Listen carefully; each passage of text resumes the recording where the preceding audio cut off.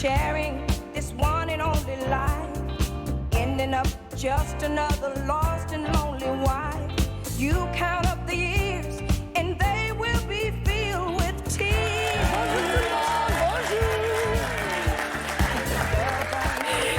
Bonjour. Bienvenue dans Bel et Bien Ensemble. J'ai faim. Voilà, j'ai faim à cause des gens de Télématin. Voilà, ils font des asperges, ils sont juste à côté de nous, on n'a rien. On est là. Très bien. On est là. Messieurs, dames. Asperges. Tapenade. D'olives. Olives de Luc, s'il vous plaît. Ah oui, alors si ce sont des olives de Luc, Mélanie, là, ça va... Et stracciatella, vous pouvez y aller. Hein. Waouh. Elle est très bonne. Par contre, il n'y a pas de couvert. Donc... On va se C'est pas débrouiller. grave, on a l'habitude. Vous êtes les meilleurs voisins. Avec Allez plaisir. vous reposer. À bientôt. Merci. Ciao, ciao. Ah, c'est la classe, hein. C'est pas votre sœur Maya qui Ah, nous bah aura non, apporté bah les non. asperges, si je peux me Attends, permettre. Et oui, parce que Arnaud Loquet est le frère de Maya Loquet. C'est pas un hasard si vous portez le même nom, c'est ça qui est fou. Vous avez également les mêmes gènes. Bienvenue dans Bel et Bien Ensemble. Vous aurez remarqué qu'on est en direct. C'est votre magazine Bien-être. On est très heureux de vous retrouver comme chaque matin sur France 2. Il y a toujours donc Arnaud Loquet, le frère de et Sarah Cadour. Et puis il y a le public qui est hyper en forme. On est tous comme des possédés. On est mais vraiment dans une forme olympique pendant que les deux mangent de la stracciatella, je sais pas. Alors aujourd'hui, notre dossier du jour va nous donner une bonne raison de sortir du lit avec le sourire parce que on va parler de ces petites habitudes qui changent tout, les routines qui réveillent, qui boostent, qui nous mettent en mouvement dès les premières minutes. Pas des routines impossibles à tenir, je vous rassure, des routines matinales qui sont pensées pour vous, qui sont adaptées à votre rythme, à votre énergie, à votre vraie vie. Au programme ce matin, alors elle se réveille chaque matin avec un rituel bien particulier pour prendre soin de sa voix. Notre équipe a suivi la cantatrice Marie-Laure Garnier pour découvrir la routine qu'elle a mise en place. Aline Perraudin, journaliste experte santé depuis plus de 25 ans, sera avec nous avec une promesse aussi simple que puissante. Et si nos routines étaient la clé pour rester jeune plus longtemps? Des gestes du quotidien accessibles à tous, mais capables quand même de faire une différence et une véritable différence sur votre énergie, votre vitalité et même votre âge biologique. Tout ça est prouvé scientifiquement, ce ne sont pas des paroles en l'air. Alors pourquoi les routines nous font-elles autant de bien? Comment est-ce qu'elles peuvent apaiser le stress, booster notre énergie et même protéger notre santé? Pour tout comprendre, on en parle avec notre médecin adoré, urgentiste préféré, Abigail Déby.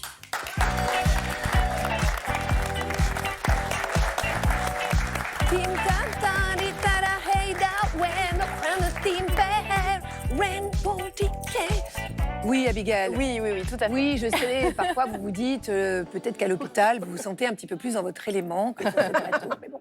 Abigail, est-ce que notre réveil peut vraiment gâcher notre journée ou au contraire la sauver en fonction de ce qu'on fait? Mais il y a une étude assez intéressante qui montre que 37% des gens pensent que les 10 premières minutes après le lever ont une influence sur tout le reste de leur journée. Et c'est vrai que ce qu'on va choisir de faire ou de ne pas faire, de penser ou de ne pas penser, ça va quand même influer notre niveau d'énergie, notre gestion de la fatigue, notre stress. Et puis, ça va quand même influer vraiment sur notre bien-être physique et mental. Et notre pour le reste de la regard journée. sur notre journée aussi, notre Exactement. regard sur notre vie. Mais attention quand même à pas fusionner avec ses pensées, c'est-à-dire c'est pas parce qu'on se réveille du mauvais pied que c'est totalement Que c'est foutu pour voilà, la journée. c'est pas foutu, notamment en cas d'anxiété. Parfois on a tendance à fusionner avec ses pensées et on peut se détacher. On va voir dans cette émission qu'on a plein de conseils à vous donner. Sarah, vous avez interrogé les Français, bien sûr, sur la bonne routine matinale Oui, c'est ça. qu'ils effectuent. Ils ont une très mauvaise routine. Ah bon? Alors, vous me connaissez. J'y suis allée de mon petit conseil. S'autocomplimenter, ça marche bien. Ah oui. Moi, j'ai une petite routine matinale pour bien commencer la journée. D'accord. J'aime me complimenter, me regarder au miroir et me complimenter. Waouh, je suis trop belle. Oh, je te kiffe, t'es trop belle. Je m'aime, je m'aime, je m'aime. Tu m'aimes toi aussi? Ouais, tu m'aimes. Hein. Vas-y, toi aussi. Je suis bien coiffée et Bien tout. Waouh, maquillée. bien maquillée. Ouais, je suis belle. Franchement, je m'aime à fond. Tu te la racontes un peu. Non, mais là, c'est C'est un peu trop. Là. un peu d'humilité, là. Ouais, là, c'est quand même... La main dans le sac. La main dans le sac. Je m'attendais pas du tout à ce qu'il y ait un retour antenne. Le gros J'étais en- risque, c'est la J'en ai mis tapenade. partout. Excusez-moi. Bon, mais pendant que... Tapenade, il est quelle heure? 10h03, c'est parfait. Allez-y, finissez. enchaînez. Voilà. Ouais. Moi, je vais Ouais. présenter Bertrand qui est avec nous dans le public. Merci beaucoup d'être là, Bertrand, parce que vous allez voir, c'est un témoignage très fort. Et à mon avis, ça va résonner chez beaucoup d'entre nous. À l'aube de vos 40 ans, Bertrand, vous vous décriviez comme un hamster dans une roue. Et je pense que c'est pour ça que je pense que ça va parler à beaucoup de monde aujourd'hui. Vous posiez plus de 100 kilos. On va voir une photo. Vous vous décrivez comme, à cette époque-là, épuisé, triste, vous étiez malheureux. Et vous avez décidé de changer tout dans votre vie, vos habitudes, et justement d'instaurer des routines, notamment des routines du matin. Et la bonne nouvelle, c'est que vous avez perdu 27 kilos depuis cette décision-là. Et ce qui est encore plus génial, c'est que vous êtes mis à faire du sport, et notamment à courir des marathons et des trails. Donc je trouve ça génial, et il me tarde que vous nous le racontiez à tous. Vous avez couru le marathon de Paris dimanche dernier ou pas? Alors, pas cette année. Je l'ai fait 2 fois, et j'ai fait 3 marathons, mais pas cette année. Oh là là. Bon, on va s'inspirer de vous, Bertrand. Si, comme Bertrand, vous avez envie de témoigner, vous avez les réseaux sociaux de l'émission, bien sûr. Vous avez notre adresse mail aussi. Bertrand, Sarah va vous rejoindre tout de suite. Comme ça, vous pouvez lui donner quelques J'arrive. conseils parce que le marathon, on n'y est pas du tout encore. Et moi, je souris avec de la tapenade entre les dents. Comment de bonnes habitudes peuvent nous remettre d'aplomb? Pourquoi la routine, qu'on imagine parfois bien ennuyeuse, en fait, c'est un pilier essentiel de notre bien-être? Ce sont des questions qu'on se pose et auxquelles on va essayer de répondre.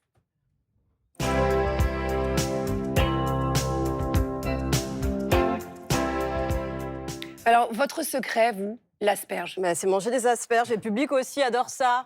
Allez-y, allez-y. Bah, je vous avez dis. tort, vous devriez... On est filmé. Mais vous avez tort, vous devriez goûter, c'est une tuerie. Moi, je la prends et en attendant, on envoie le micro-trottoir. Ouais, allez. Vous perdez.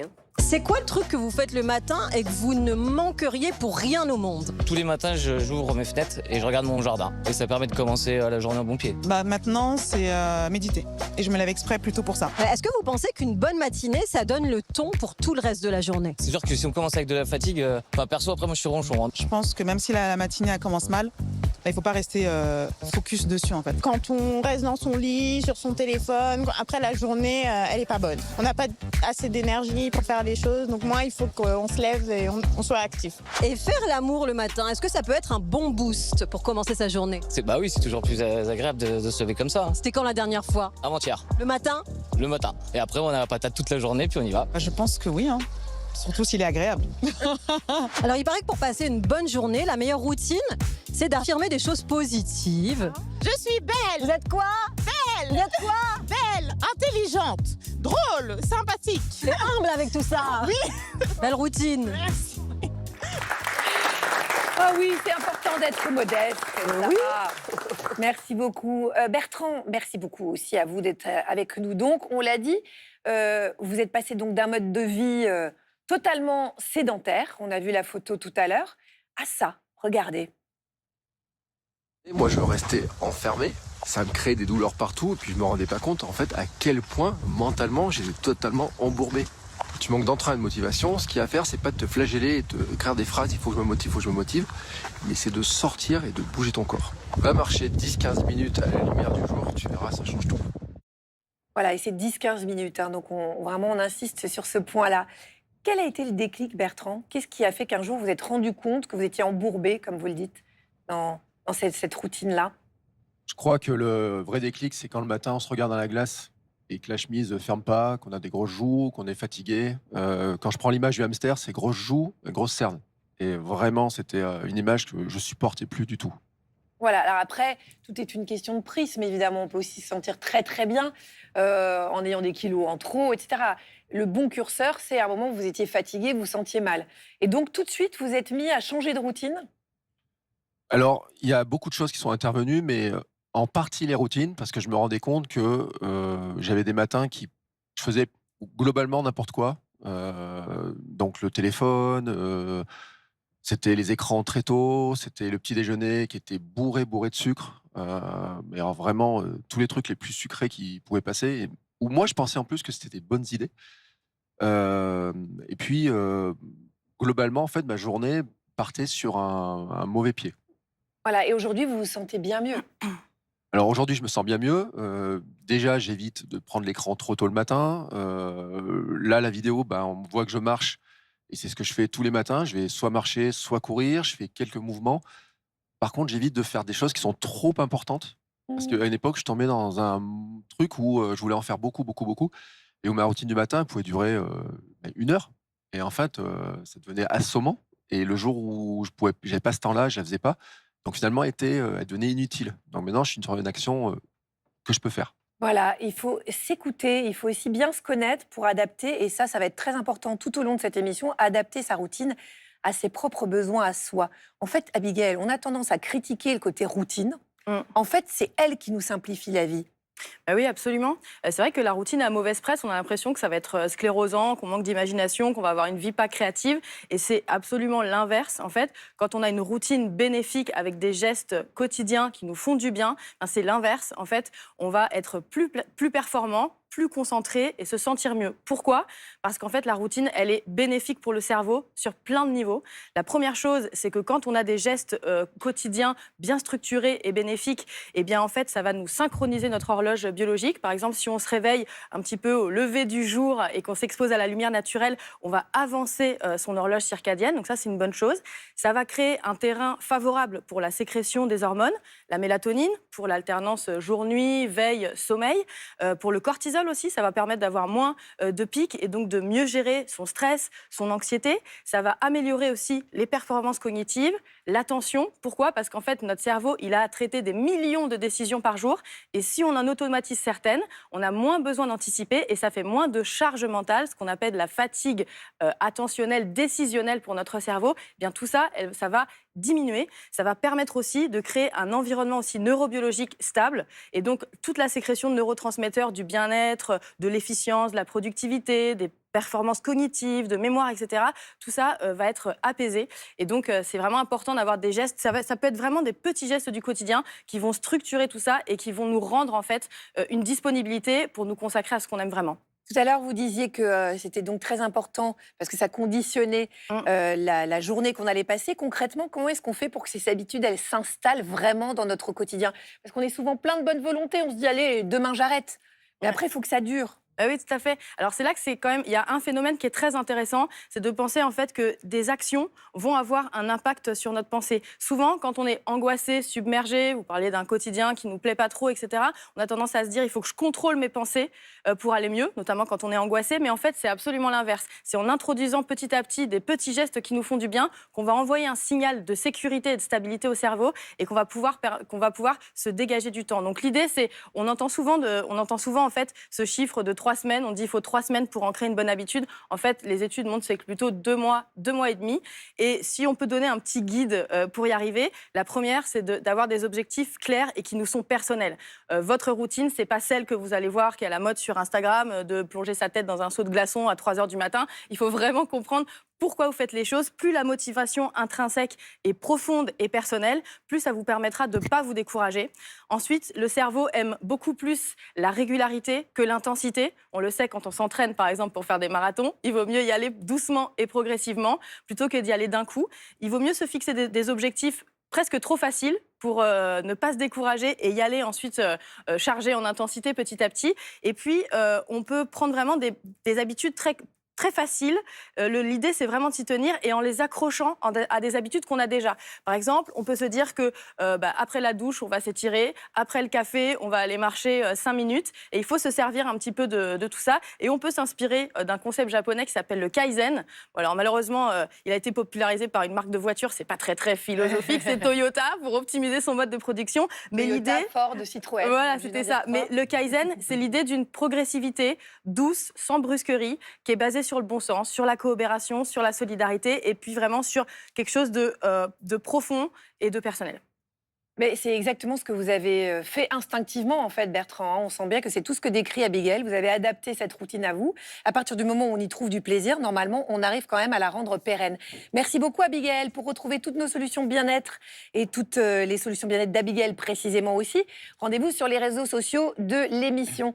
Et si la routine était au fond une forme de douceur envers soi-même, une discipline qui nous fait du bien? Et c'est justement dans ces habitudes quotidiennes que Marie-Laure Garnier puise l'énergie et la rigueur qui lui permettent de briller sur scène. Arnaud, votre équipe a suivi la chanteuse lyrique dans sa routine matinale et vous allez voir que chaque geste a son importance.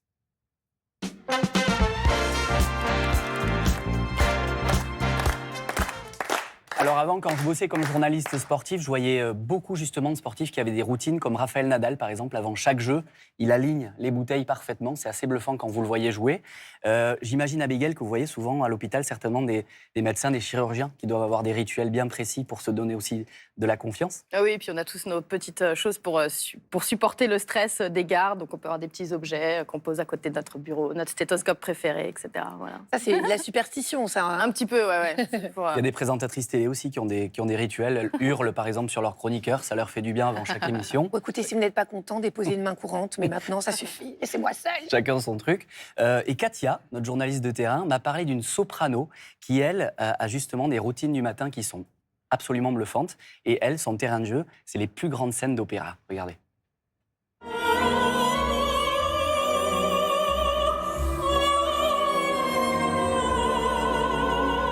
Elle s'appelle Marie-Laure Garnier. Révélation lyrique aux Victoires de la musique classique en 2021, elle chante aujourd'hui dans les plus grands opéras d'Europe.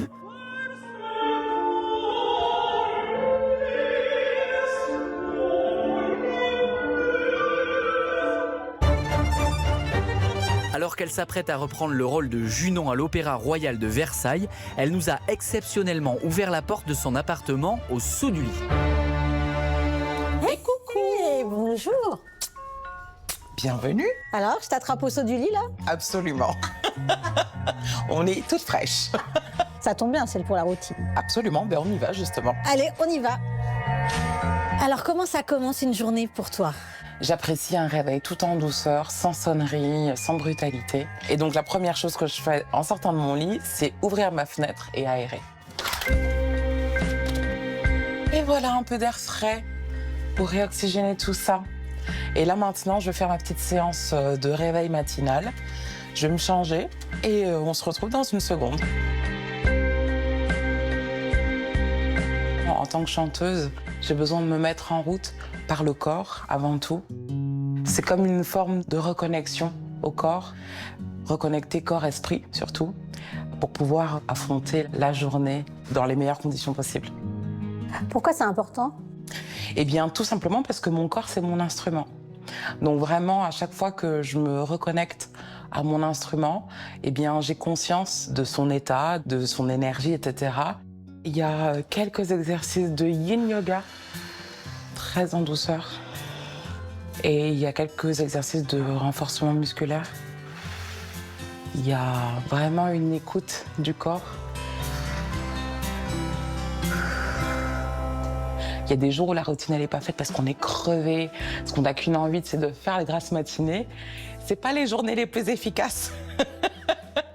Quand on voyage beaucoup, j'ai pas mes repères, je suis pas dans mes habitudes. En fait, ça ancre une habitude avec soi. Je suis là, tout simplement.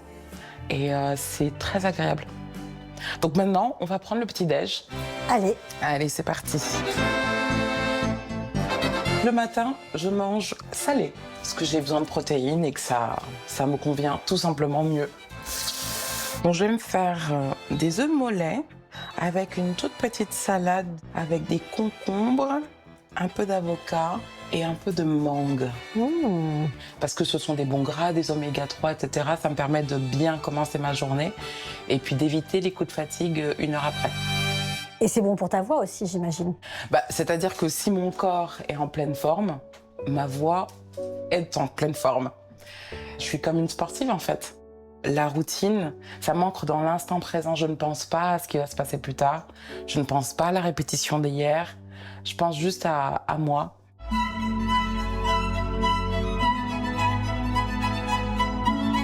Et alors, dernière étape de la routine du matin? Allez, une petite chauffe de la voix, très gentille. Tout à l'heure, on a réveillé le corps. Puis maintenant, on réveille la voix. Tout en douceur, progressivement. Ce sont des exercices de santé. Et ça permet à l'instrument de garder son élasticité, sa souplesse.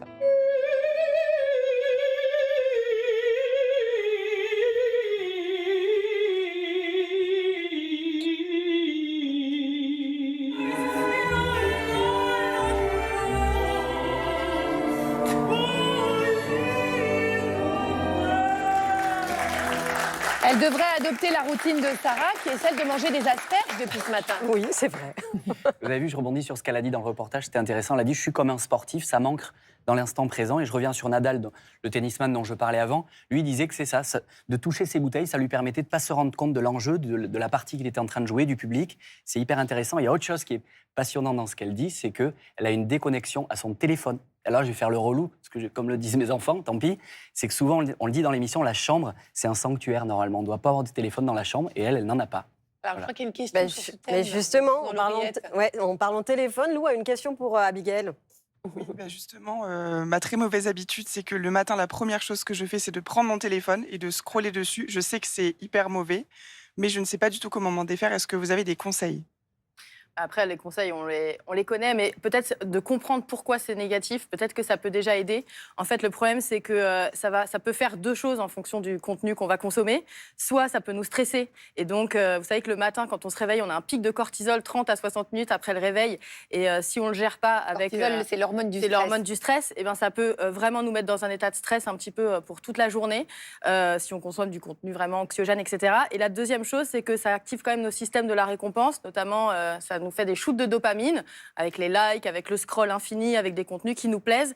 Et à l'inverse, ça peut du coup on peut avoir une sorte de crash après, et ça va faire que toutes les autres activités de la journée vont sembler un peu démoralisantes, pas intéressantes, etc. Donc l'idée, c'est vraiment de se dire, voilà, on se laisse une petite fenêtre de 10, 20, 30 minutes avant de regarder son téléphone et de regarder, je sais pas, l'actualité. Déjà, ou, on peut faire la politique des petits pas, commencer par 1 minute, 2 minutes, et à chaque fois on retarde jour après jour.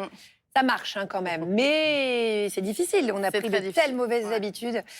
Alors, Abigail, préparez-vous à répondre à la question que vous n'avez pas vue venir. Vous avez beau avoir préparé cette émission énormément, celle-là, impossible que vous y ayez pensé. Stan Gusman qui va vous la poser.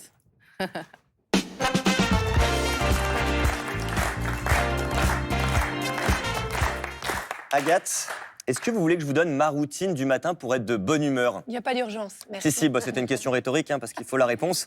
Eh bien, c'est simple, dormir, la grasse mat. Je vous le dis, moi, le Miracle Morning, c'est une insulte. Les intégristes du bien-être qui se lèvent à 5h du mat pour méditer, lire un bouquin, faire du sport avant d'aller bosser. Mais pourquoi, les gars ? Dormez. On dit que l'avenir appartient à ceux qui se lèvent tôt, mais moi, si je me lève à cette heure-là, il n'y a plus d'avenir. C'est l'anarchie, je suis d'une humeur exécrable, j'ai des envies de meurtre. Je me suis donc posé cette question. Est-on tous, par nature, matinal ? Eh bien non, on a chacun notre chronotype. Entendez, notre carte d'identité du réveil. Certains sont des lève-tôt et d'autres, comme moi, adorent se lever à 13h30 du matin. C'est physiologique. Il existe 3 profils types. Vous allez vous reconnaître. Tout d'abord, les alouettes. Eux, alors, ils sautent du lit à 5h du mat, avec le sourire chicoré. Chez eux, la mélatonine, l'hormone du dodo, baisse tôt dans la nuit. Ils aiment les routines matinales, performent avant midi et filent au lit à 21h30. Ils représentent 20% de la population. Ensuite, il y a les pigeons. Bien, les pigeons. 60% de la population. Ce sont les bons dormeurs qui se lèvent entre 7 et 8 heures et qui se couchent avant minuit. Enfin, il y a les hiboux, les 20% restants. Tous ces oiseaux de nuit comme moi qui ne supportent pas la sonnerie du réveil, car chez eux, le cortisol, l'hormone de l'éveil, est à la bourre et chaque interaction avant 10 heures est vécue comme une agression. Oui, si on est des lève-tard, c'est pas de la fainéantise, c'est lié à notre horloge interne. Heureusement, Agathe, que je bosse pas pour une émission matinale comme celle-ci. Surtout en direct. Surtout en direct. Abigail, vous êtes d'accord avec moi ? Il faut adapter sa routine matinale à notre chronotype. Et si oui, est-ce qu'il peut évoluer au fur et à mesure de sa vie ? Est-ce qu'un jour, je prendrai plaisir à être réveillé par ça, en gros ? Voilà, les pleurs du bébé, ou suis-je condamné aux enfers ? C'est pas qu'une seule question, mais ce qu'on peut dire déjà, c'est que le chronotype, c'est l'expression via le comportement de notre horloge interne. Et l'horloge interne, elle est déterminée génétiquement pour 20 à 50%. Donc ça veut dire qu'effectivement, il y a une part qui est fixée. Est-ce qu'on est matinal, pas matinal ? Et puis le reste, c'est le mode de vie. Donc effectivement, le nombre d'enfants qu'on a à charge ou pas, notre alimentation, le fait de consommer beaucoup les écrans, notre activité physique, nos horaires de travail. Donc ça peut décaler notre horloge interne. Mais ce qui est sûr, c'est que si on va vraiment contre son chronotype, ce serait un peu l'équivalent d'être en jet lag, en décalage horaire permanent. Mais il y a aussi des variations. Il y a aussi des variations au cours de l'âge. Les enfants se lèvent très tôt, ça vous le savez très bien. Ensuite, les ados, en fait, il y a un pic jusqu'à 19 ans qu'on appelle le pic vespéral. Ils se couchent très tard. Et puis après, il y a un retour progressif vers la matinalité. Donc c'est un mélange de mode de vie et de génétique. Mais je dirais, il vaut mieux pas trop aller contre son type. Ok, bon, il me reste 13 ans à attendre avant que mon fils grandisse et soit ado. Allez, bon Super, courage. je suis ravi, ça va être long. Et puis surtout, il y en aura un deuxième bientôt. Oh là là, m'en parlez pas. Oh là là là là. Merci à Stan pour se lever du bon pied, pour prendre soin de son corps dès le matin. On accueille celui qui nous aide à rester en forme. À chaque fois, c'est Emeric Verwaard, alias M. Ton Kiné, qui est avec nous. On est bien ici et maintenant. Salut. Bonjour Emeric. Ça va? Alors Emeric, comme ça on a couru le marathon des sables et on n'a Oui, pas un de petit peu. courbature. Pas de courbature, mais un peu de manque de sommeil par rapport au chronotype, c'était plus compliqué. Non mais là je suis au premier degré. Le marathon des sables, c'est combien de kilomètres? 270. 270, Bertrand, bisous. Oh, ça a l'air d'être une goutte dans votre empire. Objectif, donc, et sans courbature, là, ça prouve vraiment que vous êtes très, très, très fort. Et c'est pour ça que vous venez régulièrement nous voir, parce que vous nous donnez les bons conseils. Donc, ce matin, on va voir avec vous comment réveiller son corps en douceur. L'idée, c'est de se remettre en mouvement et surtout de se préparer à passer une belle journée. Ça, c'est magnifique. Alors, comment est-ce qu'on fait? On a tous tendance à mal se lever. D'ailleurs, est-ce qu'il faut faire comme cette femme? Est-ce que c'est l'objectif? Eh ben... Bah, ouais, regardez. Eh ben, voilà. oui, exactement. Voilà. Et moi, c'est ce que je faisais avant mon marathon. Tous les matins, je fais ça. Non, globalement, un peu sérieux, il n'y a pas de bonne ou mauvaise manière de se lever. Des fois, on peut nous montrer, il faut absolument passer sur le côté, plier les genoux, etc. Si vous n'avez pas de maladie, de blessure particulière, levez-vous comme bon vous semble. Ah, déjà, on fait sauter une injonction. Ouais, exactement. Si vous avez envie de vous relever simplement en vous penchant en avant, allez-y. Si vous voulez d'abord faire un câlin à votre compagnon, allez-y, il n'y a pas de problème. Dans certains cas... Arnaud a acquiescé. L'enroulé. Voilà, exactement. Dans certains cas, si on a des petites douleurs, ça peut valoir le coup de passer sur le côté, mais au réveil, on n'est pas plus fragile que dans le reste de la journée, donc plutôt comme bon nous semble. Voilà, donc ça c'est important. Emeric, une fois qu'on est debout, comment est-ce qu'on fait pour intégrer un peu de mobilité, puisqu'on sait que le mouvement c'est la vie? Eh ben, on peut se faire une petite routine. Je vous ai préparé un petit truc. Il me faut un partenaire de nuit. Oui. Oui, bah voilà. Sur le marathon, Il n'avait pas le temps, le marathon des sables, c'est dommage. Hein. Donc, ce qu'il faut, c'est essayer de l'intégrer rapidement, dès les réveils. Une fois encore, il n'y a pas de contre-indication à ça. Parce que, comme on l'a vu, après, le téléphone, il va commencer à nous prendre tout notre temps, notre énergie et nos pensées. Donc, dans le lit, directement. Là, on est au lit. De se lever. On est allongé. On fait un petit bisou à son partenaire. Ça va, toi? Ça va, t'as bien Ouais, dormi, bébé? ouais. Ils sont mignons. Ensuite, on vient T'as un plier... peu ronflé, par contre. On vient plier les deux genoux, comme ça on vient enrouler un petit peu le bas du dos. Ça, Et c'est une fois hyper qu'on a les agréable, genoux ça, pliés, j'adore. les mains écartées pour se tenir et on va envoyer d'un côté. Comme ça on va venir tourner et de l'autre. On n'est pas obligé d'aller jusqu'en bas, jusqu'à ce qu'on sente Mais la l'étirement. couette, c'est lourd. Hein. Au Je sais niveau pas si des ça va pas fessiers. être un peu fatigant. Oui, après tout dépend dans quelle tenue et comment on dort. Si c'est trop facile, on peut le faire avec une jambe plus tendue. Alors attention au partenaire de ne pas lui mettre un coup pour continuer de dormir. Voilà. Et là, on va avoir juste un étirement qui est majoré. Et un deuxième exercice que j'aime bien, c'est de faire l'opposé. Là, on a enroulé vers l'avant, et ben on va venir aller dans l'autre sens. Ça, je suis sûr que vous allez aimer, Agathe, c'est tirer du yoga, qu'on appelle le cobra ou le chien tête en haut.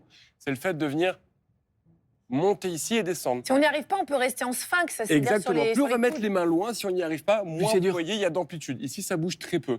Et plus on va rapprocher les mains de soi, plus on va avoir d'amplitude. On essaie Ça fait d'être bien tellement bien, relâché. ça. C'est pas très grave si le bassin décolle. On se détend, on souffle bien. C'est hyper agréable. Ça se passe bien. Impeccable, et toi? Super. Et je me sens mieux ce matin. Oh là là, n'en parle Allez, pas. on va commencer notre journée et on fait plutôt des répétitions. Le matin au réveil, on essaie d'éviter de rester en statique. On va plutôt venir faire bouger notre corps pour refluidifier un petit peu tous les tissus. Et là, on a de quoi attaquer une bonne journée. Eh ben, Ok. écoutez, c'est tout simple. Ça fait... En plus, ce sont des mouvements vraiment qui font du bien. Vous allez ressentir un bien-être. Ouais, ça fait du bien. Hein, c'est pas quelque chose, c'est pas la purge quand même de faire des petits mouvements comme ça. Qu'est-ce que ça change de mettre son corps en mouvement concrètement, Abigail? Après la nuit, ça a beaucoup de bénéfices. Déjà, ça va relancer la circulation sanguine, donc tous nos organes vont être mieux perfusés, y compris nos muscles, etc. Donc ça peut soulager certaines raideurs, certaines douleurs qu'on peut avoir après le sommeil. Ça oxygène aussi notre cerveau, donc ça nous permet de retrouver un petit peu de clarté mentale. Toujours ce lien entre le mouvement et le fonctionnement du cerveau. Donc c'est extrêmement bénéfique. Si on ajoute à ça de boire un petit verre d'eau, on ne déshydrate pas et donc tout va bien, on part du bon pied. Abigail, il est 10h27 précise. Je crois que vos patients vous attendent à l'hôpital. Donc, on va vous libérer. Merci beaucoup d'avoir été avec nous, de nous avoir éclairés ce matin.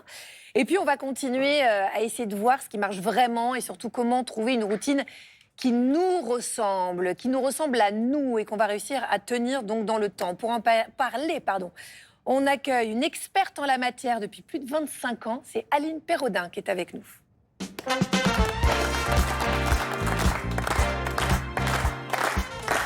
Aline, on est très très heureux que vous ayez accepté notre invitation. Bonjour. Bonjour. Alors, vous êtes on vous connaît bien, hein, mais quand même, pour les peu de personnes qui ne vous connaîtraient pas, je rappelle que vous êtes journaliste experte en santé depuis plus de 25 ans. Vous publiez une Bible. Là-dedans, il y a quasiment tout. Donc, peut-être quand même ne l'achetez pas, parce que sinon, non, je plaisante.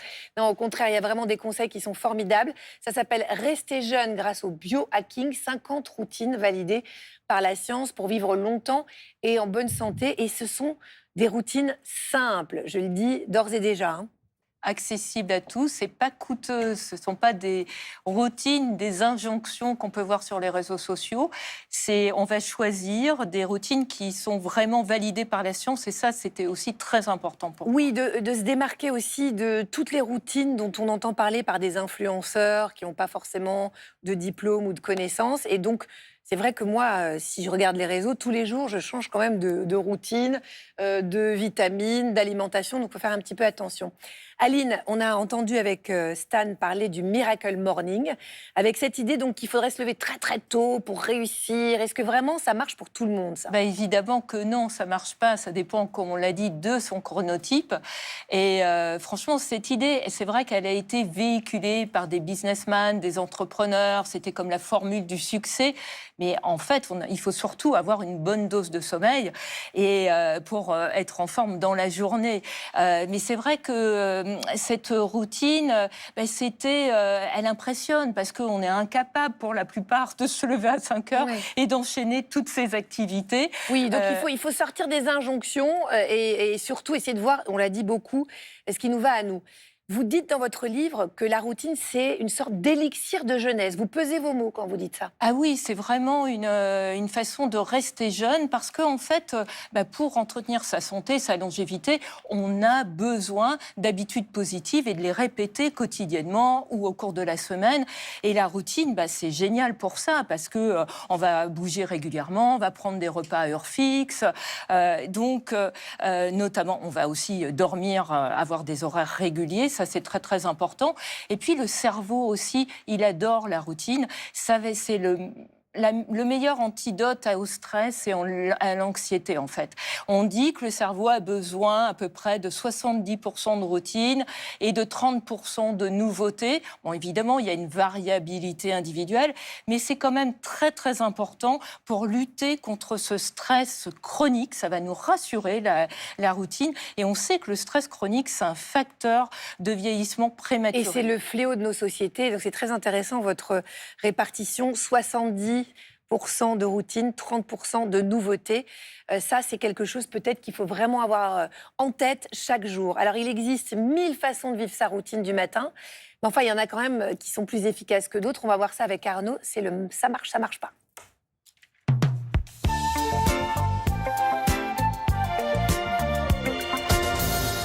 Donc c'est trop bien, Aline, d'avoir une experte comme vous avec nous, parce que Agathe le disait tout à l'heure, on y va chacun de son petit conseil, de son idée reçue sur les matins. Et là, vraiment, on va prendre des situations du quotidien et vous allez nous dire si ça marche ou si ça ne marche pas. Se lever et faire immédiatement son lit, est-ce que ça peut changer ou pas la journée ? Est-ce que ça marche ou est-ce que ça marche pas ? Ah oui, ça marche. Alors, je conseille juste avant de faire son lit immédiatement, d'aérer quand même avant de faire son lit. Mais c'est un super booster, on va se mettre en mode jour, donc c'est vraiment bien. C'est une action, on peut être en pilotage automatique, mais là, on passe à l'activité, donc c'est très bien. Première réponse, déjà. Se réveiller à heure fixe, même le week-end. Ah, ça, c'est un très, très bon conseil. Je préconise d'ailleurs, si on est en dette de sommeil le week-end, de faire plutôt une sieste qu'une grasse matinée, parce que comme ça, on va éviter ce qu'on appelle le jet lag social. Vous savez, c'est ce décalage entre ces horaires de semaine et de week-end, et c'est très, très mauvais pour notre horloge biologique. Et autre chose qu'il faut vraiment éviter, c'est la fonction, vous savez, snooze du réveil. Vous croyez que vous allez grappiller quelques heures de sommeil supplémentaire et que ça va être bien, mais en fait, non, ça va être horrible, parce que quand on se réveille, on produit du cortisol. Si vous vous rendormez, vous allez produire de la mélatonine qui va vous rendre somnolent. Et le second réveil va être encore plus pénible et vous n'arriverez pas à vous remettre en route. Donc, on essaie de garder des horaires le plus réguliers possible. Pas d'infos contradictoires pour le cerveau. Voilà. Se réveiller avec de la musique. Alors, pas forcément avec son téléphone, mais de la musique. Alors, c'est très bien. En fait, ce sont des chercheurs australiens qui ont montré que lorsqu'on se réveillait avec de la musique, mais en fait, on avait un meilleur niveau de vigilance que quand on se réveillait avec une sonnerie très stridente. Ça peut paraître étonnant, mais ils se sont aperçus que ça permettait de limiter ce qu'on appelle, vous savez, l'inertie du sommeil. C'est c'est cet état entre le sommeil et la veille de somnolence qui peut durer 15 à 30 minutes, voire plus chez certaines personnes. Et donc, la musique, ça permet de mieux se réveiller. Et c'est important, par exemple, si on veut prendre la route ou si on doit être opérationnel immédiatement. Et alors, le dernier, parler à son corps dès le réveil. Tu es là, toi? Bah ouais, moi je trouve que c'est sympa, c'est positif, ça permet de se reconnecter à soi, de prendre soin de soi. Ça met notre cerveau en mode serein, on commence bien la journée. Oui, on lui parle et positivement, évidemment. Ça serait bien. Merci beaucoup, Aline, pour tous ces conseils très concrets. Aymeric, vous nous avez expliqué quoi faire au saut du lit. Maintenant, on va passer à la routine de mobilité. Vous nous proposez 2 exercices avec votre mari. Viens là, chérie. L'idée, c'est de se dire, on a commencé par une petite routine allongée, on va faire ensuite une routine debout. L'idée, c'est d'essayer de varier les positions pour pouvoir le faire régulièrement. Là, très simple, on va simplement s'enrouler vers l'avant. Il ne faut pas oublier qu'au niveau du dos, on a 24 vertèbres, donc 24 articulations. On essaie de prendre le temps de bien toutes les bouger et aller chercher un petit peu sur le côté. Et quand on remonte, c'est la même chose. J'essaie de me dérouler progressivement, de vraiment prendre le temps de bien faire bouger tous les tissus du dos. Évidemment, on peut aller chercher. Pas obligé d'aller jusqu'en bas. En théorie, si, mais après, moi, je peux me tuer, chérie. Merci. L'idée, c'est que là, on a fait vers l'avant. Comme toujours, on fait un peu de tout. On va faire vers l'arrière. Donc là, on peut se mettre en fente. La contre-posture. Exactement. On va venir avancer le bassin pour étirer au niveau des hanches et du psoas. Et là, je vais envoyer les 2 bras vers l'arrière. Et je vais aller chercher à fond vers l'arrière et vers le haut pour venir ouvrir. Et là, vous allez sentir l'étirement psoas, abdos, au niveau du pec et des épaules. Un très bon exercice global, voire même un exercice d'équilibre pour certains. Donc ça, debout, 2 exercices très faciles. Mais on peut aussi faire des petites variantes assises qu'on pourra faire régulièrement dans la journée si on n'a pas eu le temps le matin parce que le bébé a crié ou autre chose. Je devais aller faire les courses parce que tu les fais jamais. Ah oui, je suis désolé, mais bon, le PQ, c'est pas moi qui l'utilise. Alors, quand on est assis c'est gênant, ici, on est en direct. On est plutôt relâché. Là, on va faire ce qu'on appelle l'anté-rétroversion de bassin. Donc, on arrondit et on vient creuser le bas du dos.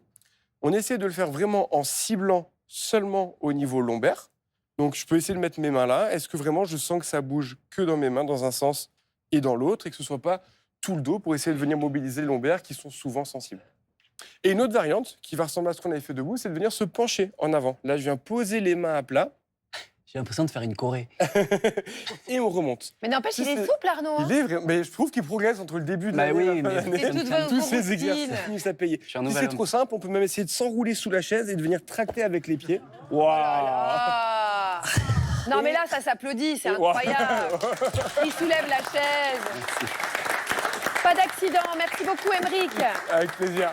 Donc, en gros, si je résume, pour la routine, il faut boire un verre d'eau, éviter les écrans, s'étirer en douceur, prendre un bon petit déjeuner. Aline, vous préconisez 3 piliers essentiels à notre routine matinale pour se lever du bon pied. 1, la lumière, ça c'est hyper important. À la lumière, c'est vraiment essentiel parce que c'est vraiment un puissant synchronisateur de notre horloge biologique. Et on sait que dans les 60 à 90 minutes qui suivent notre réveil, notre rétine est vraiment sensible à la lumière. Alors la lumière, ça va nous faire produire du cortisol qui va nous mettre en route. Et on produit aussi de la sérotonine.